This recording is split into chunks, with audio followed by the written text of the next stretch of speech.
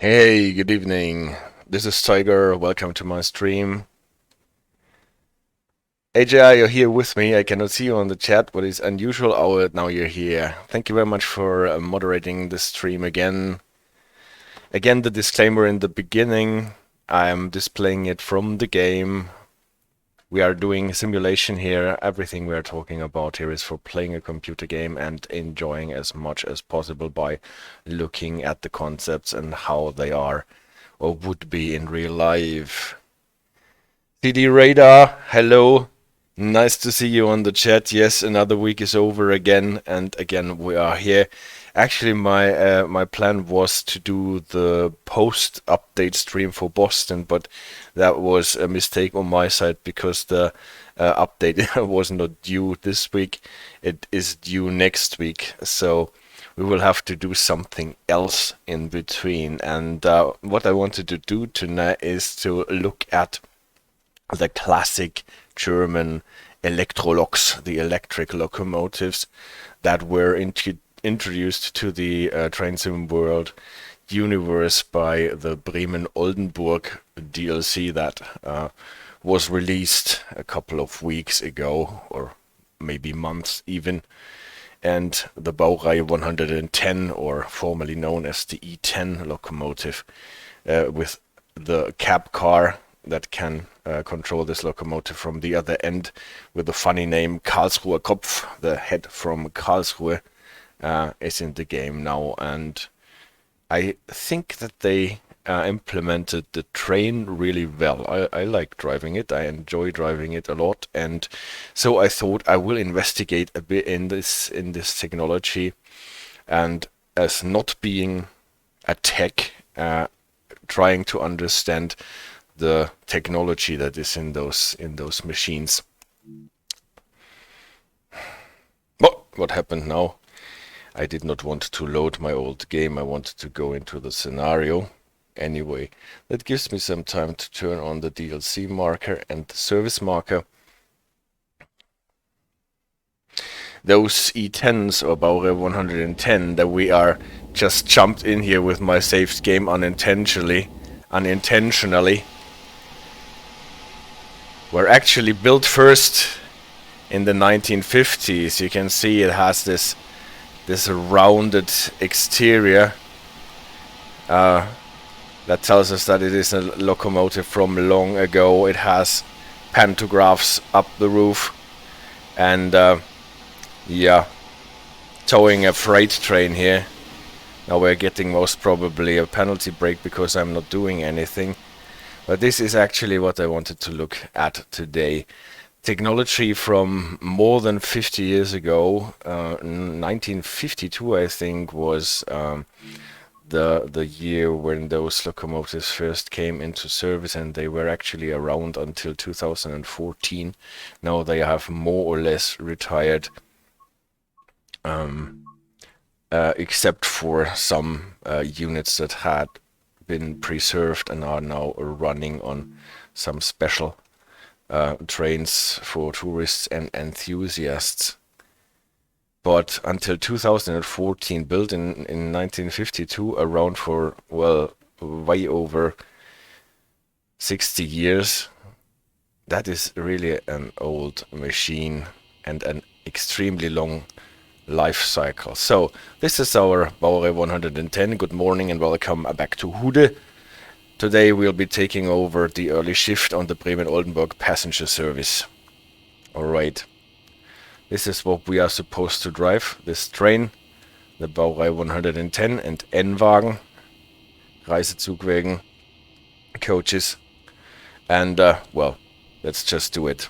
First thing that we will see when we see it like this, the pantograph at the front end is up. That is not the way that we wanted to do, stuck in the middle with who. Yeah, Milwaukee Road. They're always going way out of their way to make those scenario names fun. Okay, this is our cap. We can already see that this is not the original cap from 1952, but it has a MFA7, I think it is, display unit, not the old meters here. But the table itself is more or less original. We put in the reverser bone, and as opposed to set it forward at once, just follow what the game is telling us. Brake key. Unlock the doors. How do we unlock the doors on an old machine like this? Those Reisezugwagen from back then, actually they had doors that were opened and closed by the passengers. So that was a slam door train actually. But this thingy here had been retrofitted into the trains.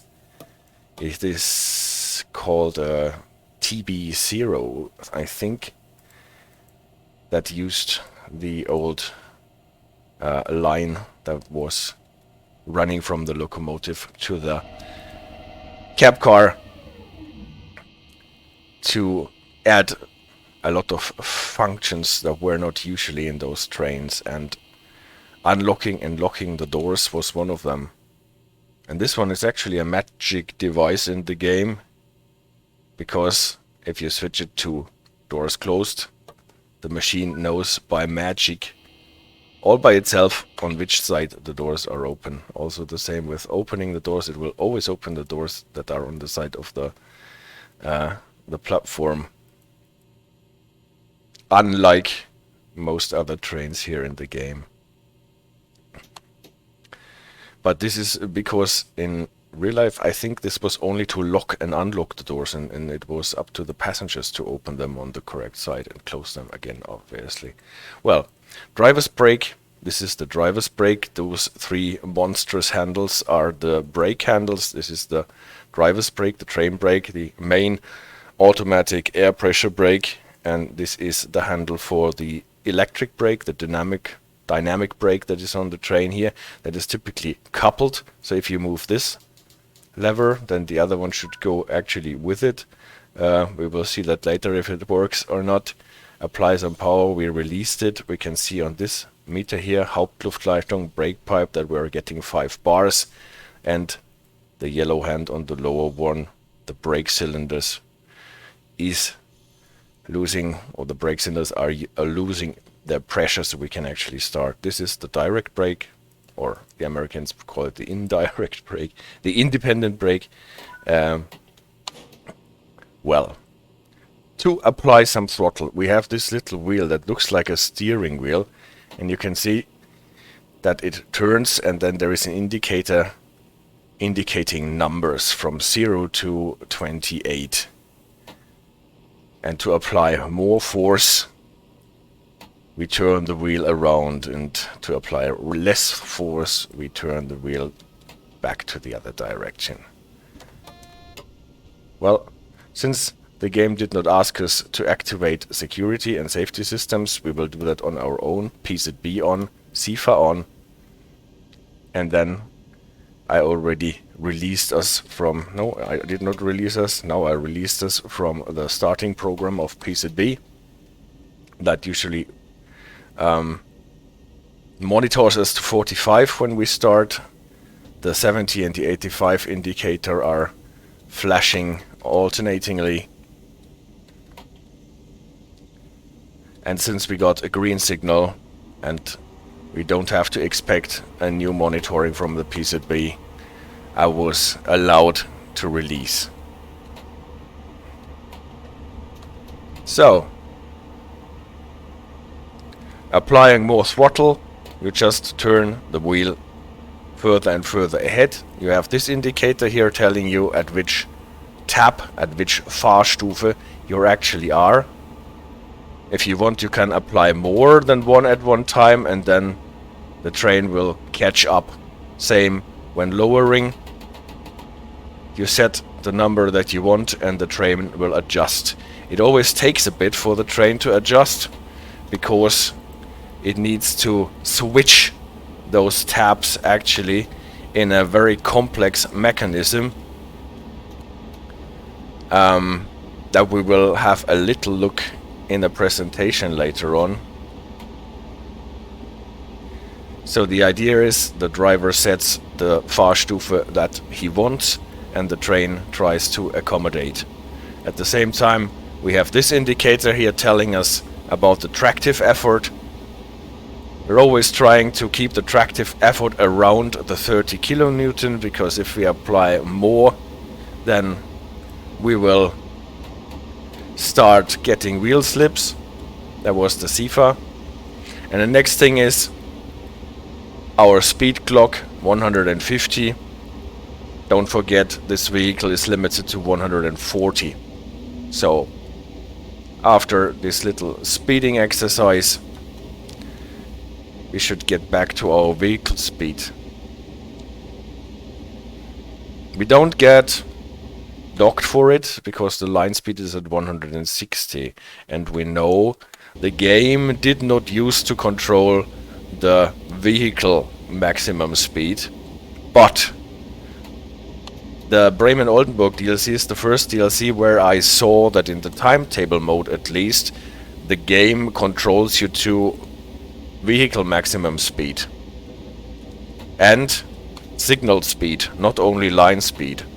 So this needs a bit more investigation in the future, but I think that there is something, some change coming ahead, and the game will no longer limit itself to control the line speed, but it looks as if they are also trying to monitor the signal speed and the vehicle maximum speed. In the scenarios, on the other hand, it is still as it always was, only line speed. So you see what I'm doing, I'm balancing the tab, the Fahrstufe, in a way so that I'm more or less on my 140 and can keep that speed. At the same time, you can see that the traction effort is dropping significantly. When I said we try to keep it around the 30 kilonewton, then this applies to acceleration phases only. And when we're more or less keeping our speed, then we have much less tractive effort on the train. Now I almost forgot that we have to stop at Wüsting.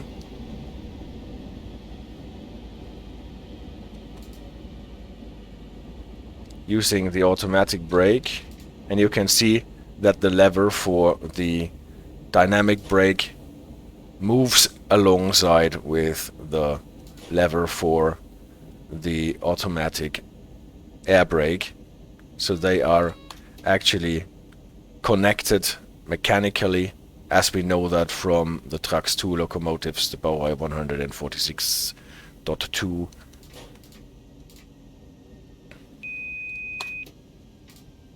Or the 185.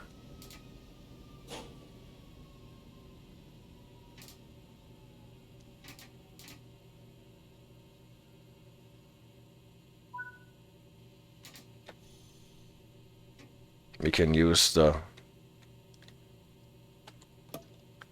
direct brake, Zusatzbremse in German, for holding the train in place. This works like to release.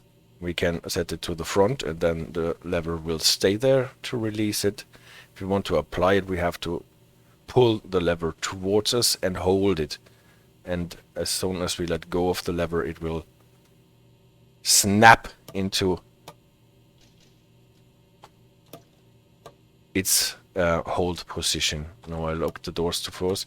The beep that the engine does when we are passing the 30 kilometers mark, then the engine will always give us a beep. I think this is a reminder that now we can unlock the doors. Obviously we don't want to unlock the doors as long as we are still moving with 30 kilometers.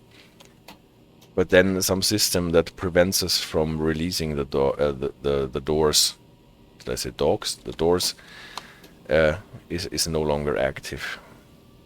This is the beep at 30 kilometers per hour.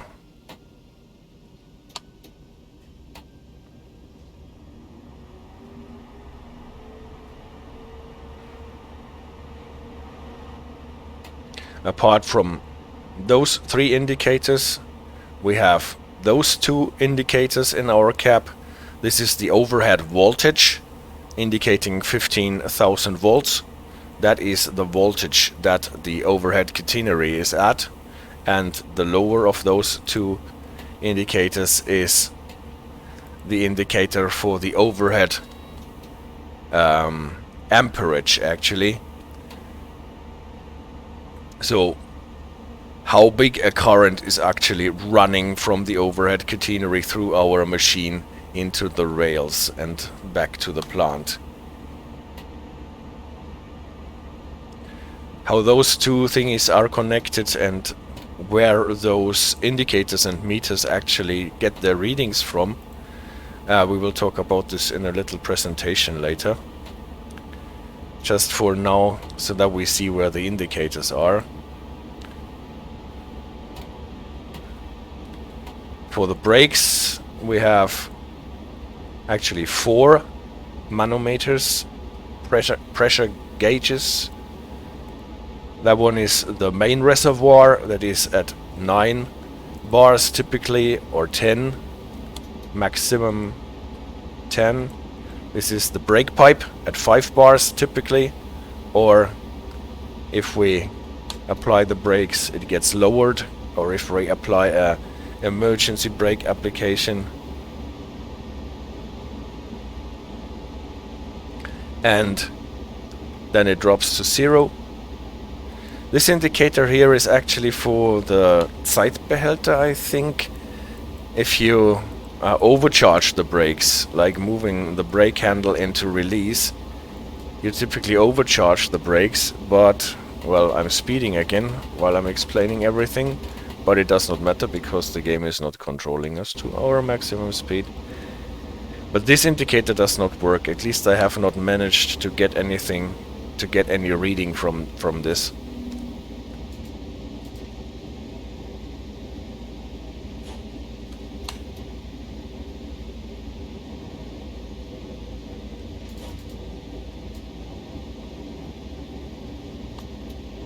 And the lowest one, 2 hands, is for the Hauptluftbehälterleitung. That is the pipe that runs through the train that does the main reservoir, or that puts the air from the main reservoir in the train. And the other one is the brake cylinders. And now we are getting a distance signal that we have to acknowledge, and we have to apply some brakes to comply with the PZB. That was a VR2 distance signals indicating that we have to slow down to 40 at the next signal. And obviously, since we are running PZBO, we have to slow down to 80 before 29 seconds have elapsed. Was it 29? AJ, correct me if it was a different number. Anyway, we have to slow down to 80. And then obviously to 40 at the next signal. This is a repeater, and the repeater is missing its white light on top of it. Maybe we will have opportunity to get back to this later. This is a thing that I was a bit disappointed about, because I think some things have always been good in the game and have always worked. This was the HP2 ordering us to go 40. For example, the white additional lights on the VR signal repeaters. And now they are not working anymore. In this DLC they are missing the white lights.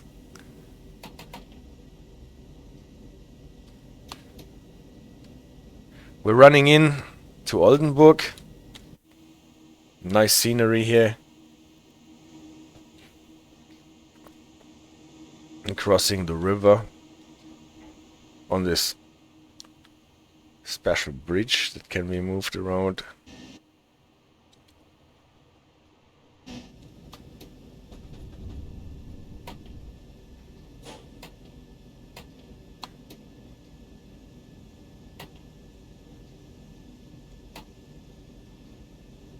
a VR0 distance signal warning us that the next main signal is red.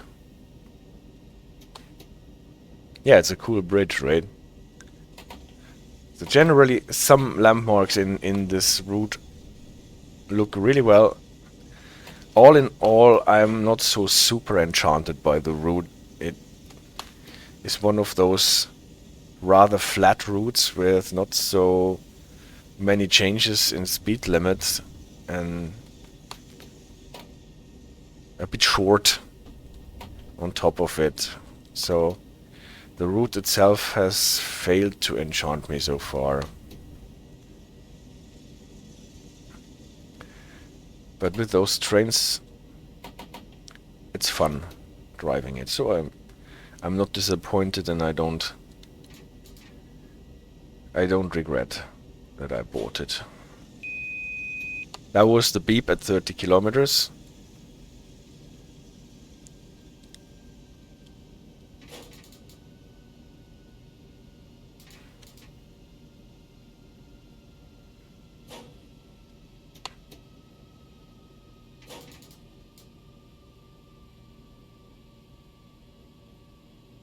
And we're stopping at platform 8 in Oldenburg main station.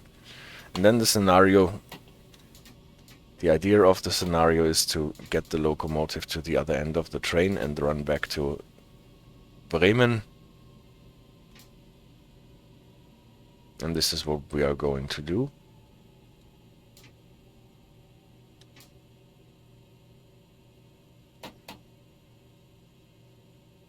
Now I stalled my train anyway. Yeah, now we have to unlock the doors so that the passengers can get out. And then they are ordering us to uncouple the loco from the train and turn it to the other side. So we are shunting around.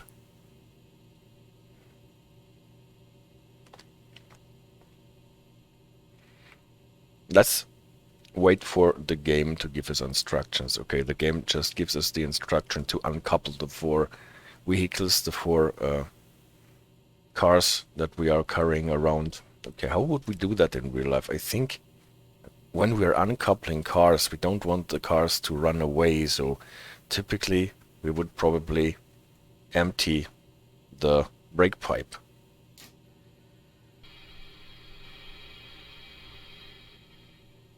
We can see the brake pipe does not really get empty when I put the lever here into emergency. Don't know if this is prototypical. I would have expected the pressure in the brake pipe to drop to 0 if I move the brake valve to emergency, but does not happen. By the way, one thing that we have on this train, like on many old German trains, is this funny emergency brake valve. That is the so-called Ackermannhahn. Hahn being the German word for cock, and funny enough as well when you're talking about a rooster, the same way as when you're talking about a tab, cock and Hahn. So Ackermannhahn, and Ackermann was the guy who created that. And this allows you to drain the brake pipe from the cap. You just open it and then the brake pipe gets emptied. That is nice because you can stop the train in an emergency in a very uncomplicated way. The problem is that it gets emptied immediately in your face. So the 5 bars from the brake pipe, they go here into the cap, and you can see people talk about how it is opening an Ackermannhahn in real life. It is not like in the game, but it is more or less an explosion that sends your ears ringing for days, and all the grime and oil that might be in the brake pipe ends up in the cap. So opening the Ackermannhahn, the emergency brake valve, was actually supposedly, from what you can people tell you about, was actually quite a feat. Well, here for some reason the brake pipe pressure stays at 3.5, what is the reading for full service application typically. full service application gives us the 3.5, yeah. And where does it go if we drain it completely? Now it actually drains completely. Okay, why did it not do that in the first place? Anyway, why did I want to do that? Because I'm leaving my car standing around, and when I leave cars standing around, the brake pipe should be empty, I think. I don't know what the protocol is for that in real life, but I don't want the cars to start their own life and roll away. So at least some procedures require you to empty the brake pipe, unless there is something else that is holding the cars in place. Well, since we emptied our brake pipe, obviously we have to charge it again. So now we can go. With the direct brake, the Zusatzbremse, we can always hold our locomotive in place until the brake pipe is fully charged, and then we can release the pressure in the brake cylinders with the direct or independent brake, and then we can go to our shunting neck where we are sent. See the radar, what did it say? And it is not a good idea to disconnect brake pipe with pressure in it. Yes, same thing, and opening the Ackermannhahn is more or less the same as disconnecting the brake pipe. On the American trains you have those angle cocks, right? And in German train Luftabsperrhähne, so you can typically close them before you open the connection. Otherwise you will have it in your face. So, interesting signal here. We are supposed to pass a red signal. We have seen those two white additional lights that allow us to pass the signal, and you can see here that it is only one red light here. What is totally correct. I have to press the Befehlstaste of the PZB system as long as we are passing the signal, and then we are limited to 40 and we can go into our shunting neck. We have a video about this procedure, Befehl 40, when we are passing red signals with those two additional lights. So if you're not familiar with this concept, there is a video called PZB Specials Befehl 40 dedicated to this procedure. This is our shunting neck.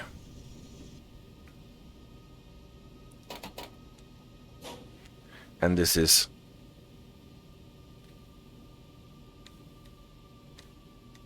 where we are stopping our train.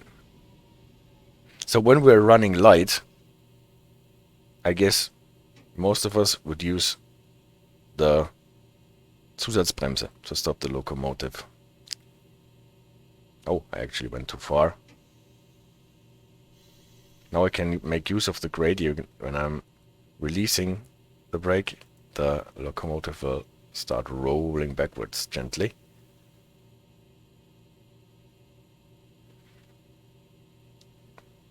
So I don't actually need to apply some power.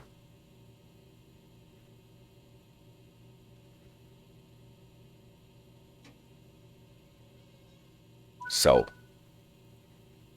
stopped my locomotive here. Set the reverser to off. Again, just let's do what the game tells us. To off, okay.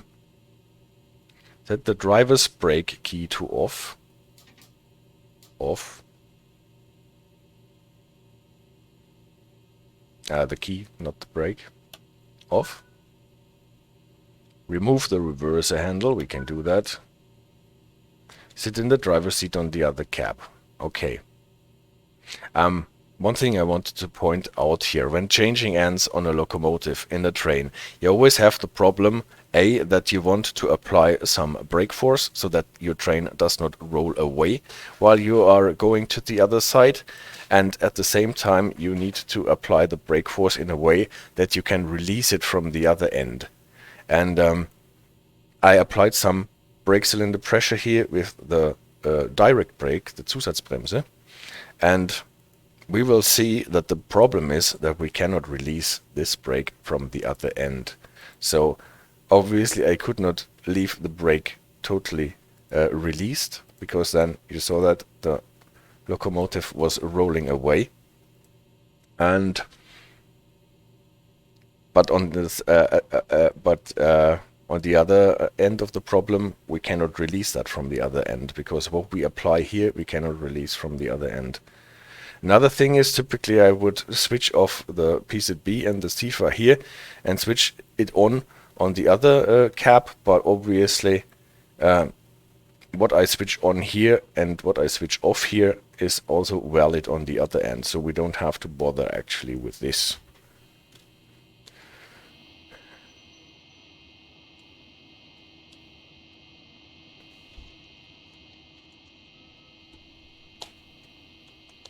Other end.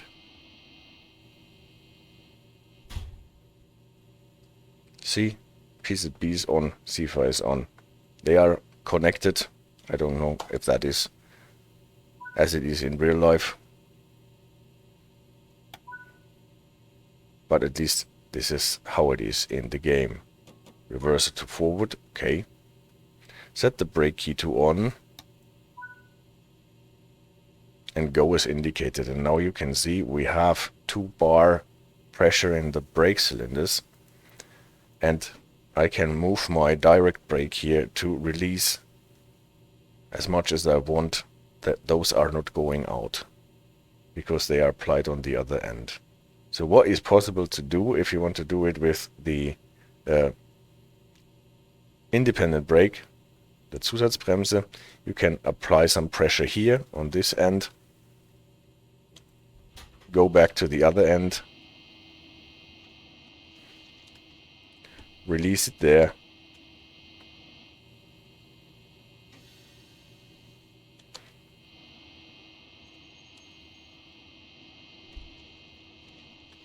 and then you can release what you applied here again. But this obviously involves walking back and forth between the caps. So doing this with the direct brake is a bit cumbersome. So for some reason we are not getting any traction. If that happens, always move the driver's brake valve into release and overcharge the brakes a little bit, so that the pressure goes to 0 in the brake cylinders, and then typically the traction lock is removed. Also, I don't know if that is prototypical, but in the game we sometimes have this. Even though the brake isn't running, you have a traction lock, and when you're playing without the HUD you don't see the red square around the numbers, and you might get confused why the train is not applying any power.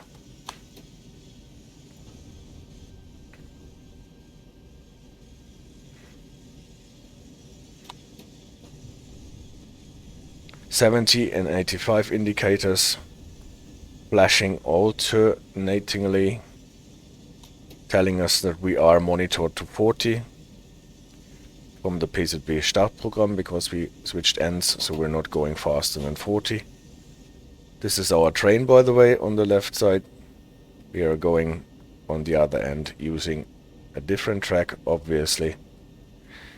And now we are getting a 500 Hertz monitoring because we are approaching a red signal.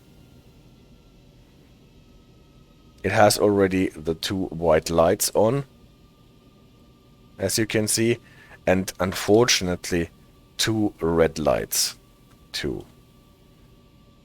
What worked on the other signal that we passed before does not work here. Can show you that in the signaling rules.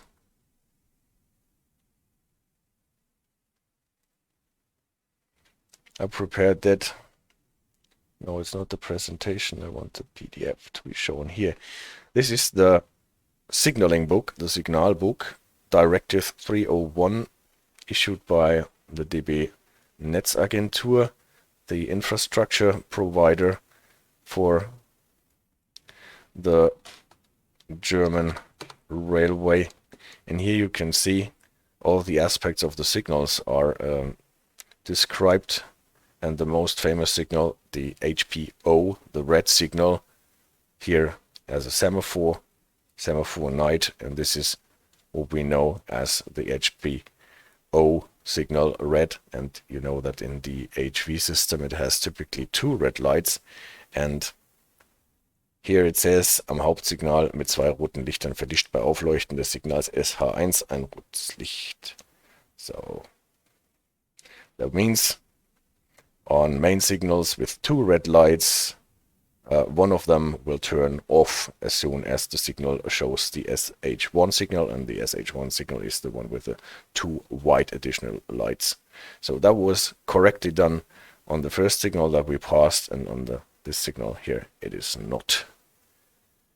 This is just for clarifying which of them was correct. Again, I stopped the train to give you this information with the Signalbuch. Now it works. Now we can start it again because we have the white additional lights, and now I will leave the camera here so that you can see the Befehl 40 indicator going on, and as soon as we are passing the 2000 Hertz magnet here, blim, the 500 Hertz goes off, the Befehl 40 goes on, and as soon as we have passed it, I can release the Befehlstaste and go on. So, unlike in the United Kingdom, where you can just pass a red signal with those 2 white additional lights, in Germany you always have to press and hold down the Befehl 40 key until you have passed the 2000 Hertz magnet. Otherwise you will get the penalty brake. Again, I kindly invite you to watch our video for that.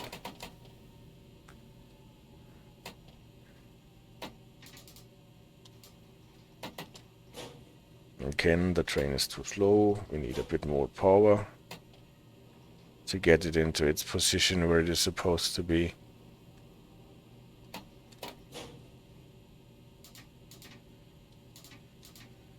And now, how is changing ends in the cab done better than with the Zusatzbremse? If we use the driver's brake, the main train brake, the automatic brake, the air brake, and we apply whatever brake force here, like 40% or even less, and then we move it from minimum into off without going into the running Fahrt setting, then we can lock the brakes with the brake key, and then we will have about 0.9 bars in the brake cylinders that are locked in there, so the locomotive will not run away when we are getting out and switching ends. And this pressure in the brake cylinders can be released from the other end, because obviously the main air brake is controlled for the whole train.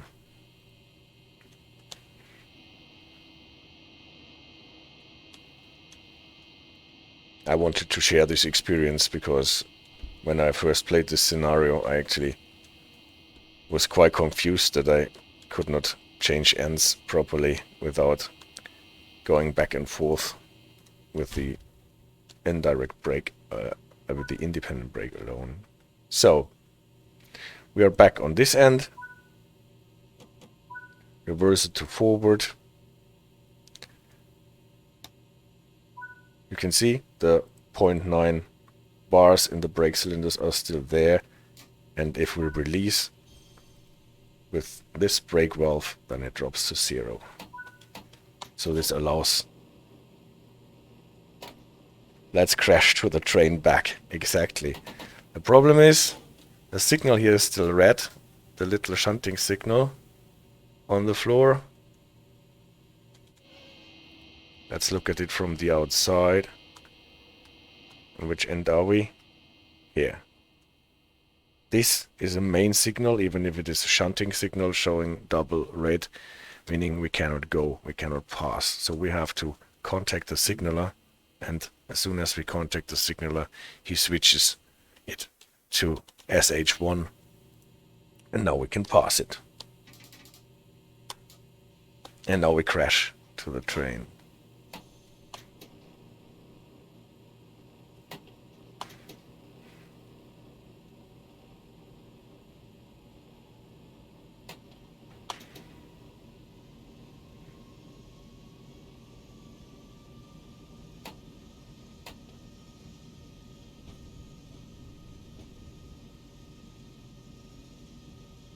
Let's hope the scenario will get updated. It still tells us contact the signaler to proceed. That's what we did. And he switched the signal.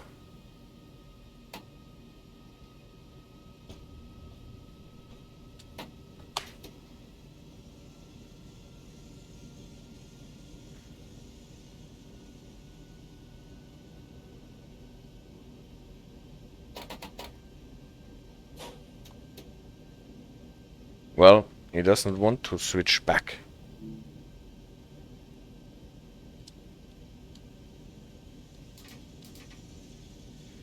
This is our train.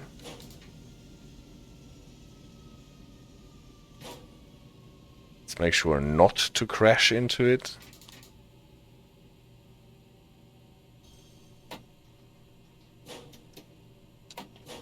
And for some reason the scenario is not updating the contact signaler to proceed. Maybe because I did it outside. And when I used the external camera to see the signal actually switching. Well.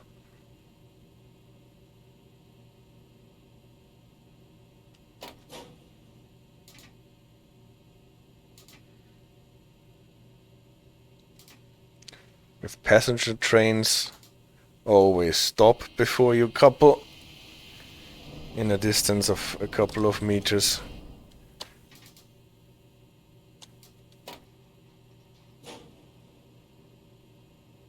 Or that I move the train slightly before, or maybe. Let's see what happens if I couple. Maybe it gets updated then. And if not, we will have to do something else for the way back.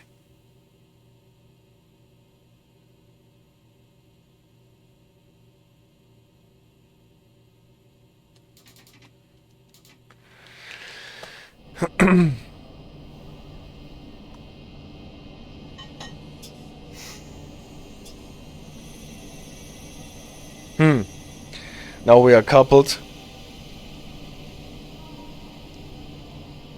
Well, I kissed the cars very slightly. Well, okay.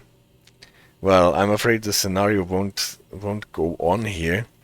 But well, what we should do typically in this scenario is to take the train back to Bremen now. So we would change cab back and drive it from the other end. I intended actually to put in the presentation here at this point. Maybe just leave it here while we are doing this. Oh no, then I will always have the sound of it. And if it does not work, then we will just drive a different service to see the train in action again. So the presentation is not about regulations today, but it is about understanding the technology from a non-tech standpoint. So if you are a tech and know about the technology and the physics, please don't condemn me completely. I'm trying to understand this as a non-tech. And especially I wanted to find out why we needed this this wheel with the Fahrstufen. And in the modern trains, we just have our combined brake and power lever, and we put it to the front, and then the train accelerates, and we have maybe a counter of 0 to 100%, and backwards the brakes. So why this complicated thing with this big wheel and the Fahrstufen and all this switching and so on? Well, I tried to investigate this, and what I found out I want to share in this video here. So how does it work with an electric locomotive, with the old Elektrolok? Obviously, we have a track, and we have a train sitting on this track. And the train needs those pantographs that we have seen to get the electricity in. So it has one at the back and one at the front, and above all, the pantographs is the overhead catenary, the Fahrdraht in German. Stromabnehmer was the Pantograph in German. And yeah, this is where the power comes from. This is where the power goes in. This is where the power goes through. And then we will see that it will go back to the rail to close the electric circuit. On the other end, there is the plant that provides the electricity. Fahrdraht. You don't like the word. It's more or less, if you translate it word by word, it means driving wire. That is what Fahrdraht means. And yeah, I think this is a very nice word to describe that. And yeah, how does this thing work now? So from the pantograph, obviously, we need some wires that lead inside the train. And so that we can control all this and to switch off the train, we need a main circuit breaker. That is here. That is the Hauptschalter that we sometimes have to switch on and off in our train to make it work. So we actually have a switch. And then we need a transformer, main transformer, Haupttransformator. Why? We will see why we need a transformer. You know that transformers, we need that. Even me as a non-tech know that we need transformers to transform voltage. High voltage to low voltage to high voltage. This is what a transformer does. And it uses coils for that. And the different number of loops in the coil, you can actually determine in what way the voltage gets transformed.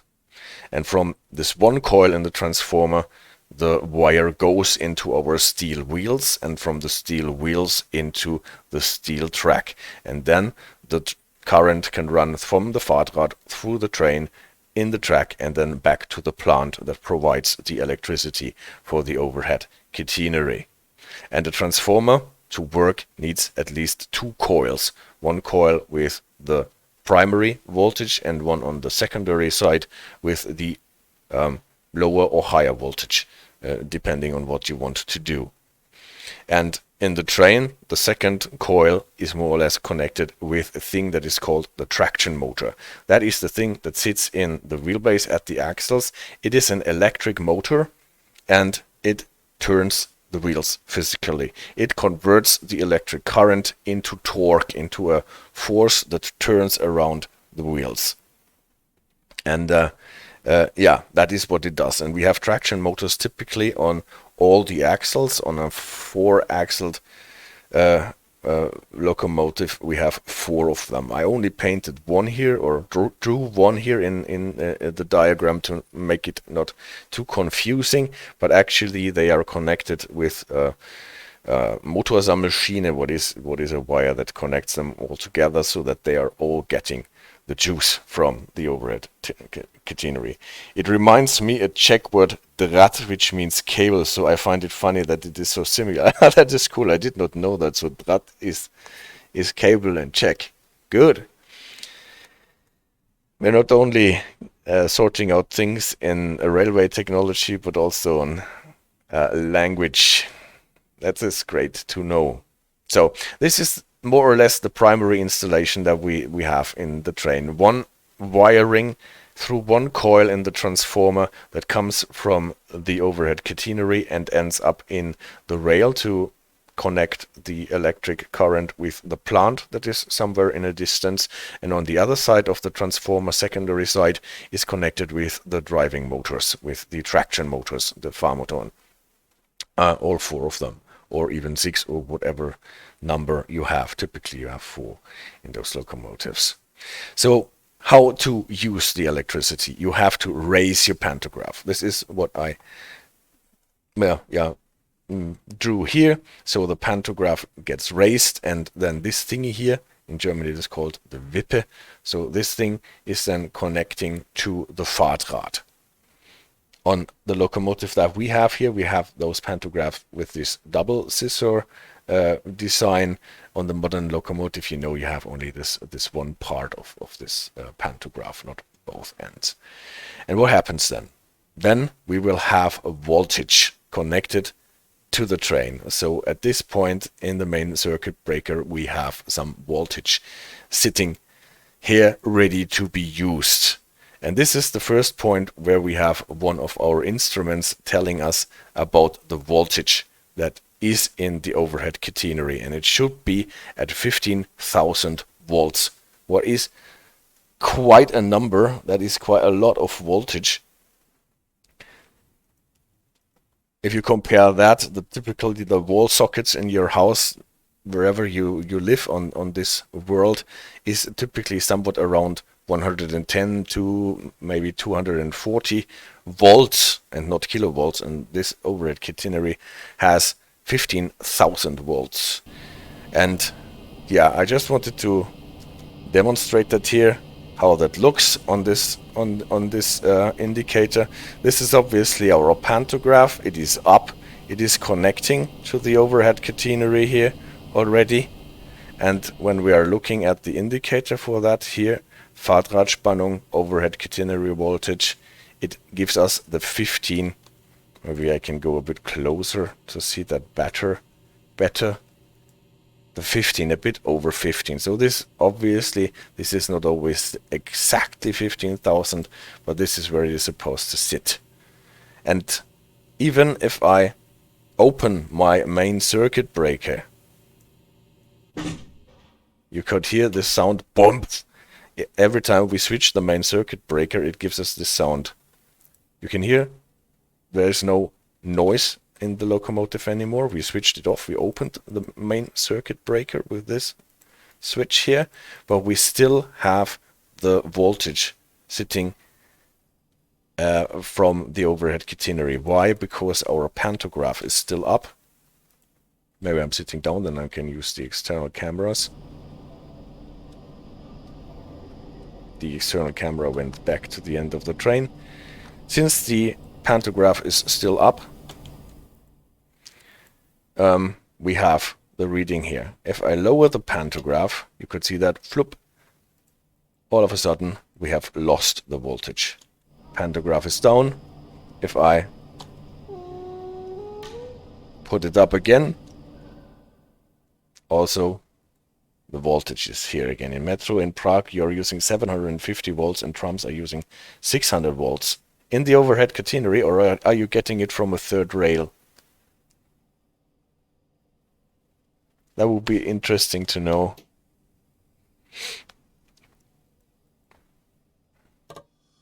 Yeah, again, pantograph down, pantograph up. So this is modeled correctly. Even with the main circuit breaker open, this indicator should tell us if there is enough voltage in the overhead catenary. It's using a third rail, yeah. From what I learned is that in the third rail we have much lower voltages because the thick conductor for the third rail does not do so well with those high voltages or extremely high voltages like here. Yeah, this is that. Another thing, now the correct pantograph is up, because the one that is facing towards the train should be the one that is up. If you remember at the beginning of our stream, we were talking about that the wrong one is up, the one that is at the front end. Why is that so? That typically you are supposed to use the pantograph that is facing towards the train and not the one that is facing towards the front end of the train. That is actually quite simple, the idea. Just imagine, for some reason, this at the pantograph at the front gets damaged. Something is hanging down here, or something is hanging in the overhead catenary, and it is ripping off the front pantograph. What does the front pantograph do when it gets ripped off? It potentially slides along or flies along the roof and hits the second one and damages it. This is more or less the main idea why you would use the rear one. If the rear one gets ripped off and falls off, you always have the front one to get your train home and have it repaired. If the front one gets ripped off and damages the second one as well, then you are a sitting duck. Then you can't move anymore, because then you're not getting any electricity in your locomotive anymore. There are, as far as I know, 2 exceptions. In winter, when you have ice and snow sitting on the overhead catenary, then you would actually use both pantographs, so that the front one scrapes off the ice a bit and the second one is actually pulling the energy. And if you are running a freight train and you have some vulnerable freight, like some explosive materials here, or cars, for example, and you don't want any sparks or debris or whatever falling on your vulnerable freight, then you would use the front end pantograph to protect your freight. But typically with passenger cars and so on, you would use the one that is facing towards the train. Back to my presentation.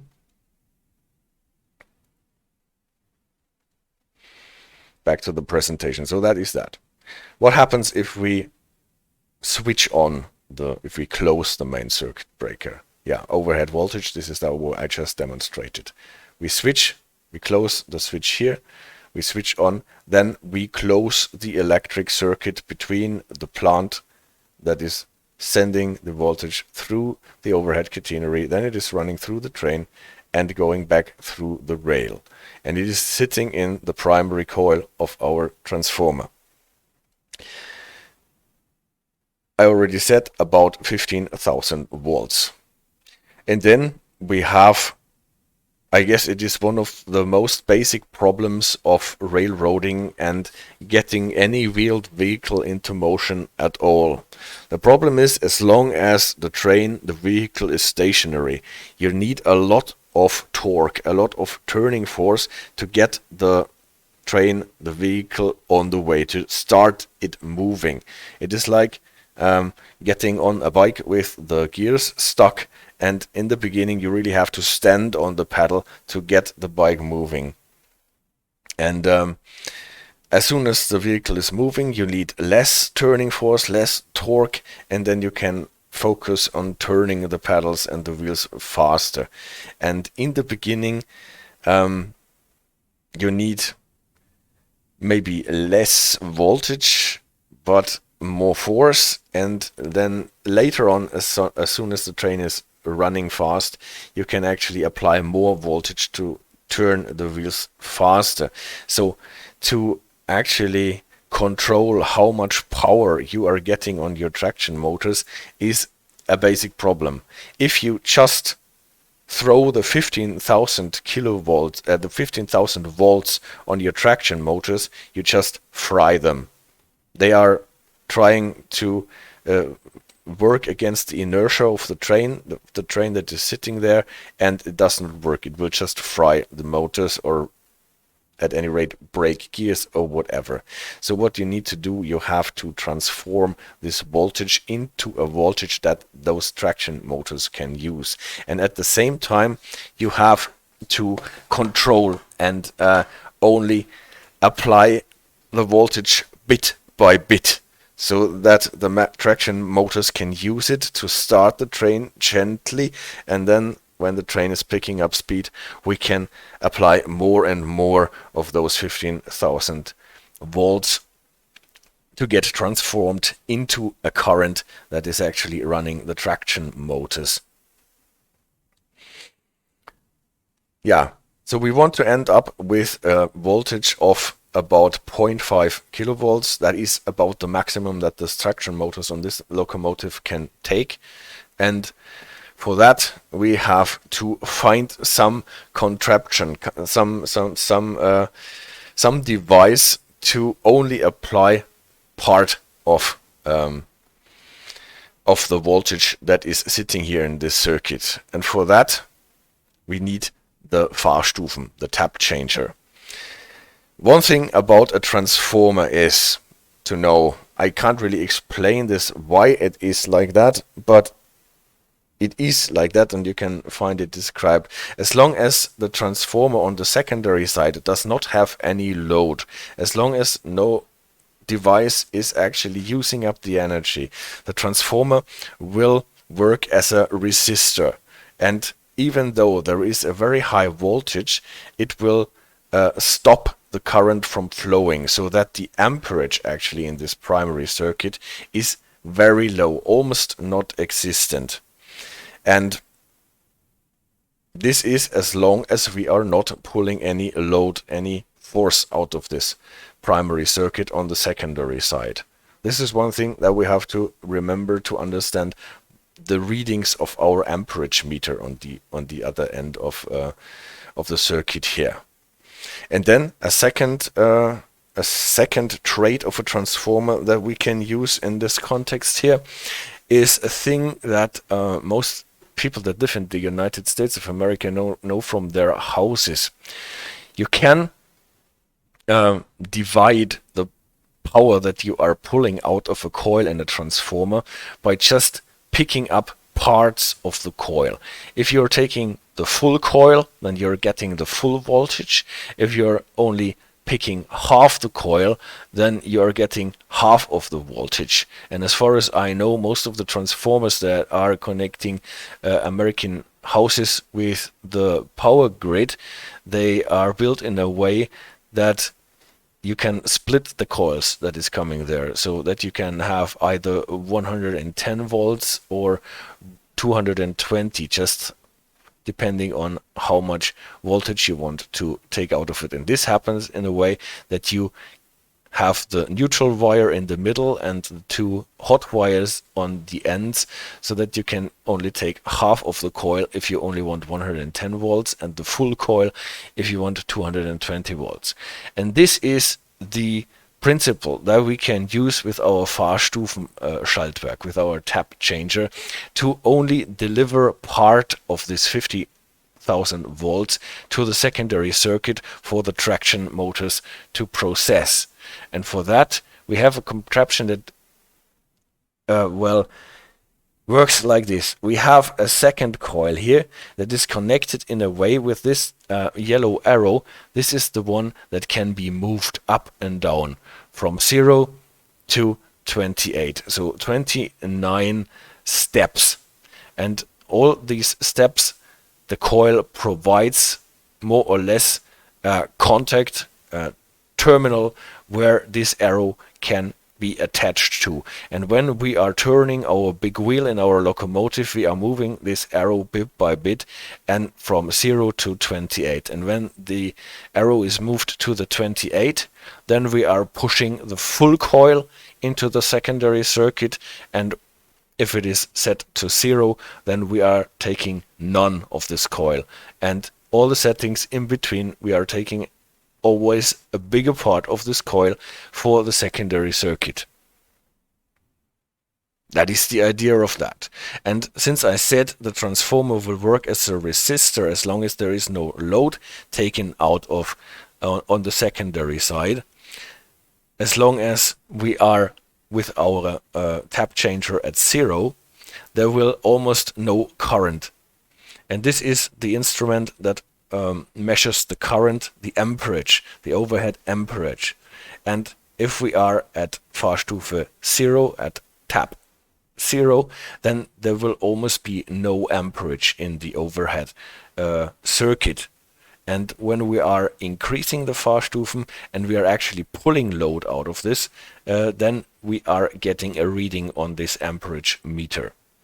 It will increase, and then if the actual power that we are drawing out of this falls, then it will also drop again. So when accelerating, and the harder we are accelerating, the higher the amperage that is running into this circuit here. And when we are at our speed and we are running more or less in a way that is like coasting on the speed, then the amperage will drop again. So this is what I mean. When we are moving this arrow up, we are going into like setting 5 or 7 or whatever in between. Then we are picking up this lower part of the coil, sending it in another coil, and from that it is picked up from our secondary coil that is connected with the traction motor. It is converted, the voltage is converted in a voltage that the traction motor can process, and then it turns the traction motor. And the more I'm picking up from this coil, the more voltage is transformed into traction motor voltage, and the faster the traction motor turns. From 0 obviously to 500 volts approximately. So this is the idea with those Fahrstufen. We are picking more or less from the primary coil in our transformer, thus controlling the amount of electric energy that is going into the traction motors.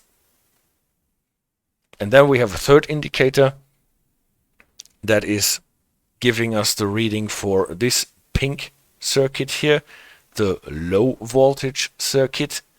And here we can also see on the older machines the current, the amperage that is running in this stream here. So if you are looking at amps in a German locomotive of this era, you always have to be sure if you are getting overhead amperage or traction amperage. If you are looking at the current that is running in the high voltage side, or if it is current that is running on the low voltage side. And using this, we can actually use this really high voltage that is between the overhead catenary and the rail to control it and only apply as much of it to the traction motors so that it is safe for them to use them. If we apply too much, there will be like a fuse in the circuit, and then it will blow the main circuit breaker. We can actually see this in the game. If you apply too much, if you just yank your Fahrstufenschaltwerk from 0 to 28 when the train is sitting in a standstill, then you will just blow the main circuit breaker. And then you have to switch it back to 0 and put in the main circuit breaker again.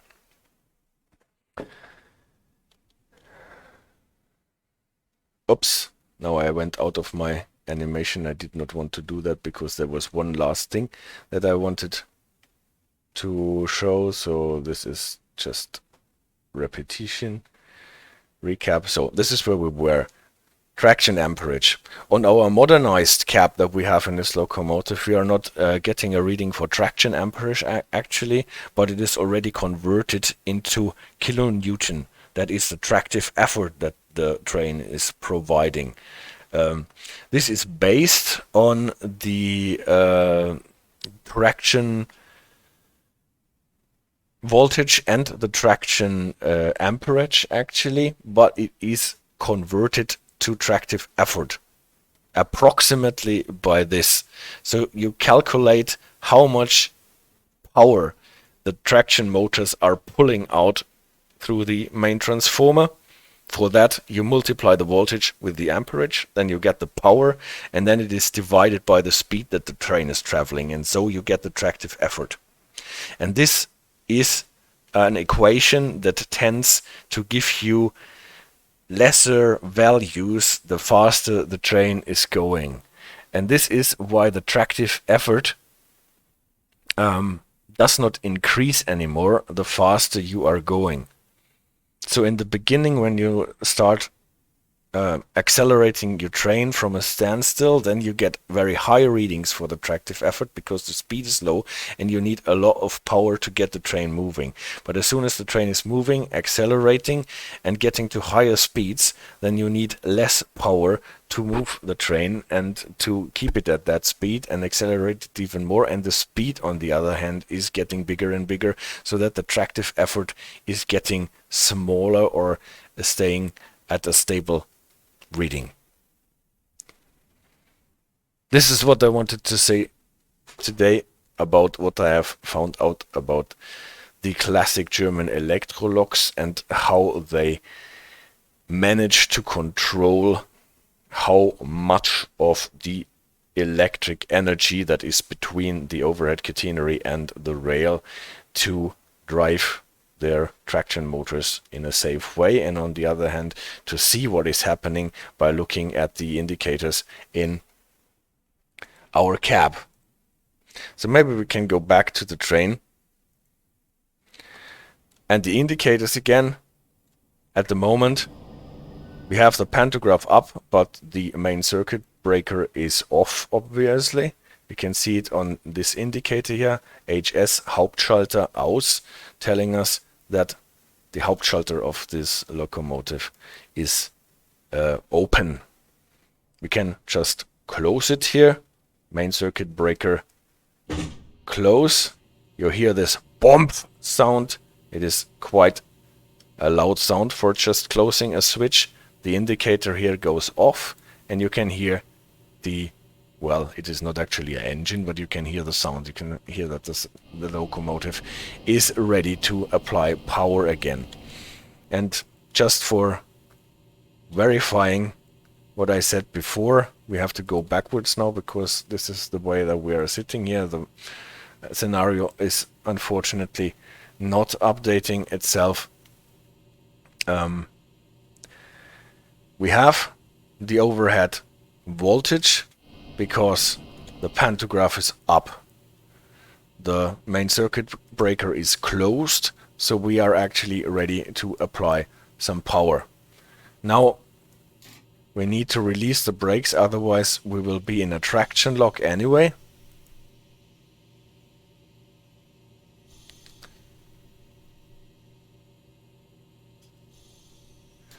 And then I will just try to demonstrate what I said before, that if you apply too much energy too fast, then you will just blow the main circuit breaker. So the tap changer is at 0 at the moment, and I will just yank it to 28.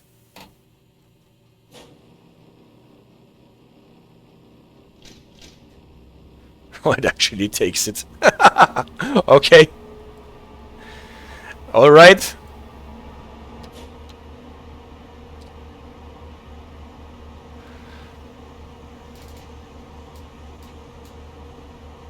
Not so bad.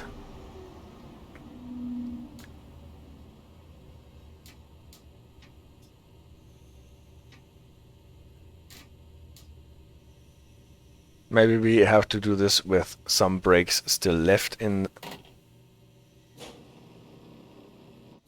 Yeah, now it worked.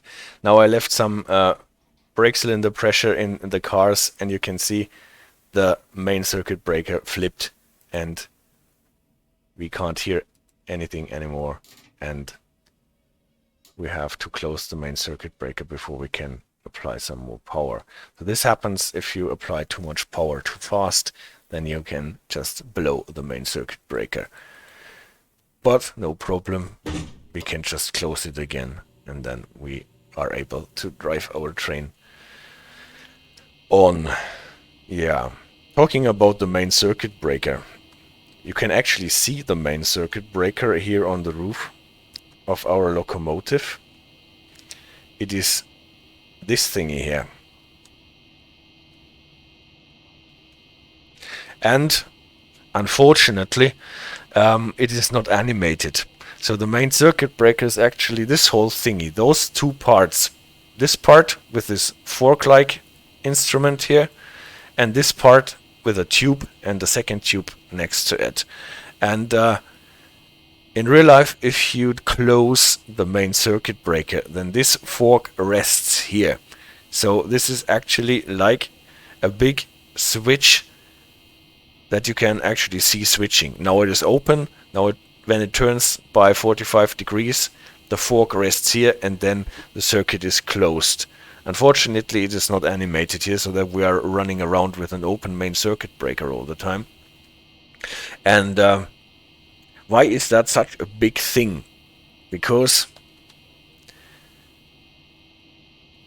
we have a lot of electric energy potentially flowing between the overhead catenary and the rail on the underside of the train. And if the circuit is actually closed and the 15,000 volts are sitting there, the current does not really want to be separated. So if you would just use a normal switch, like in a light switch installation or something like this, then you move away this fork here, for example, and what happens, the current still wants to go on. And as long as the fork is still quite close to this terminal here, then the voltage can overcome the isolation that is provided by the air. So the air gets ionized and then the current can run through the air. And then you get an arc. An arc or a big spark, like in Frankenstein's laboratory, with all those sparks flying around. And this is something that can be extremely dangerous, because with those 15,000 volts, if there is a shortcut in the transformer and you need to open this circuit to stop the current from flowing, the amperage, the current that can actually run there between the overhead catenary and the rails, can be insanely high.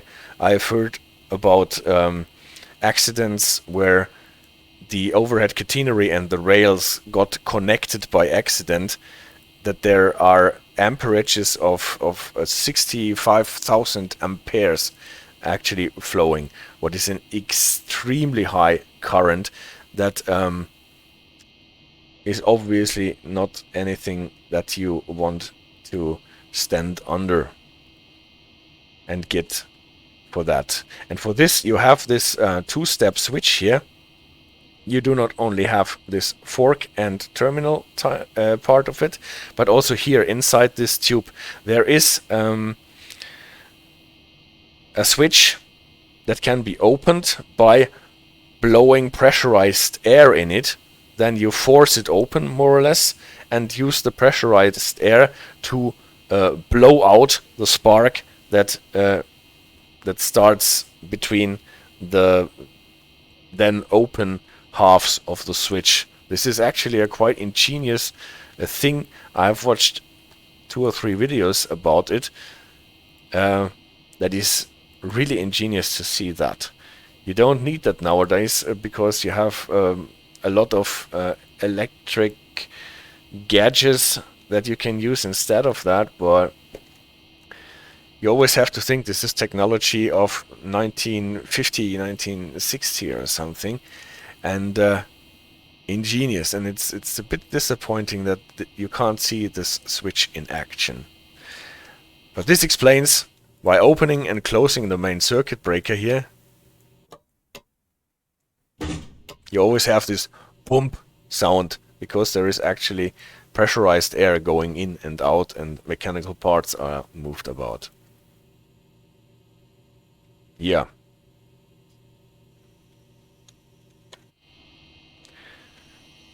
So much for that. I got quite excited about how this works and how it is animated. The pantograph is actually animated well. You can see how those mechanical parts are working. This is also a contraption where you use pressurized air to lift it, so you don't use electric motor to lower and raise it, but pressurized air, because pressurized air can be stored better on the locomotive.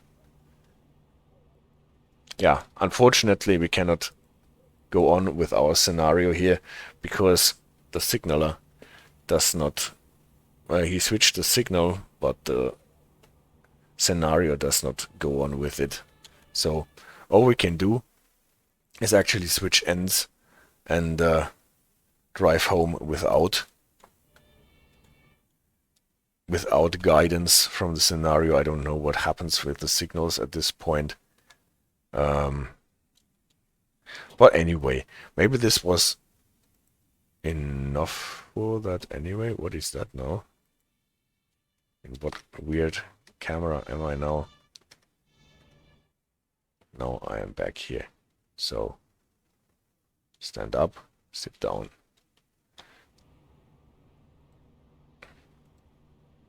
Yeah, but before I end this stream here, one thing that is modeled really well on this locomotive is the Schleuderschutzbremse. So what is that now? Just see the reading. We have the brake pipe empty, the brake cylinder is empty, and we have a thing here that is called wheel slip protection. Or if you read it here on the switch exactly, Schleuderschutzbremse. This is a certain or a special kind of brake that was built into those locomotives in case that they get wheel slips. And the idea was to apply some pressure in the brake cylinders up to 1.2 bars to stop the wheels from slipping. So slipping wheels are typically wheels that are running faster than the train is running, and with applying this kind of brake, you wanted just to catch those wheels that are turning too fast. And if you activate the wheel slip protection brake, the Schleuderschutzbremse here, you can really see that the train is applying some pressure in the brake cylinders of about 1 bar. So kudos for that, whoever invented or implemented this. That is a good thing. It unfortunately it does not work from the cab car. I've tried it, but at least from the locomotive it works.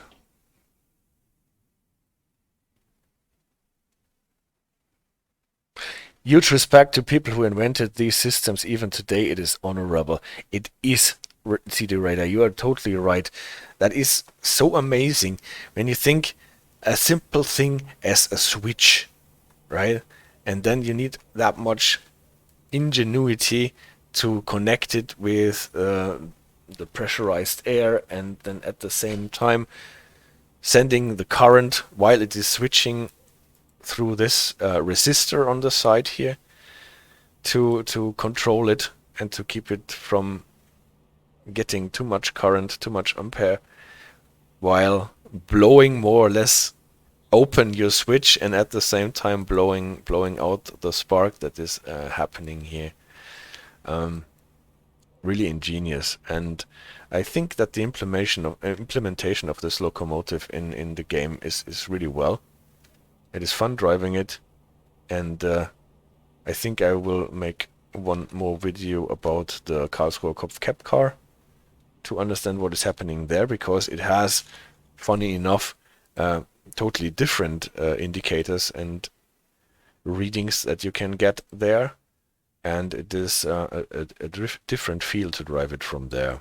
And Karlsruher Kopf is, you can get a lot of stories about this installation on the internet. Yeah. If people are interested and want to know more about this technical stuff, even for non-techs like I am, there is a great channel on YouTube called Der Silberling, done by a guy who has been working for decades for the Deutsche Bahn, and he explains this stuff in depth and really, really well. So this is one of my favorite channels on YouTube, and you can learn a lot there if you want to watch that. For today, well, it was not that much train driving today. I hope it was not too boring anyway, but I think it is a nice thing to actually know what is happening in your locomotive when you are driving it, even if you are not a tech guy who understands all the physical and technological things, but it is always nice to see what is happening on these indicators and what are they actually good for, and why is my indicator here dropping even though I am going faster and faster and faster. CD Radar says, I was very surprised by the engineering solution even for modern trains and some systems, which prove that everything doesn't have to be just a computer and that mechanical technology is even today better than a computer in some things. Yes, I think so. And the good thing about the mechanical technology is that you know what it is doing. You can look at it, you can look at on the plans, and then you know pressurized air goes where it is supposed to go, or maybe through little holes or whatever there is. But with computer stuff, sometimes you have parts of the code that you just use and reuse over and over again, and at some point nobody knows anymore what it is actually doing.